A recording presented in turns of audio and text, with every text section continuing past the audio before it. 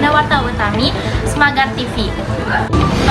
Di kadanget ieu topik ngeunaan pandemi COVID-19 masih kena janten perhatosan sanajan kondisina tos langkung kondusif. Urang kawitan warta ngeunaan hal ieu. COVID-19 atos ditetapkeun ku Badan Kesehatan Dunia atanapi WHO. Janten panyakit pandemi teh nyaeta panyakit anu samabarna ka mancanegara.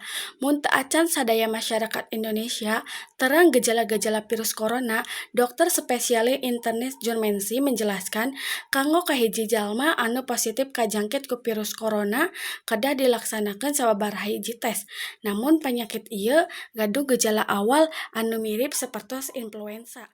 Atanapi penyakit tutos biasa di masyarakat, di antarana muriang, nyeri tikoro, jeung batuk anu teu eureun-eureun salami 5 poe. Mantarana COVID-19 teh gejalana bakal lumangsung leuwih ti 10 poe. Ditambah aya gejala lain, selain ti eta Jurmengsi ngajelaskeun suhu awal jalmi bakalan langkung ti 37 derajat Celcius. Lamun kainfeksi ku virus naon bae, kitu oge virus corona.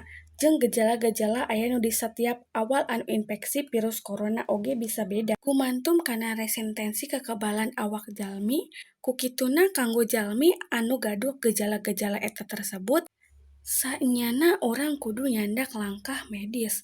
Utamina saantos ngalakukeun kegiatan anu kagaduhan potensi nyebarkeun virus corona. Diisolasikan kalau keluhannya masih ringan bisa diisolasikan sendiri aja, isolasikan di rumah ya, artinya tidak berpergian kemanapun ya selama 14 hari ya.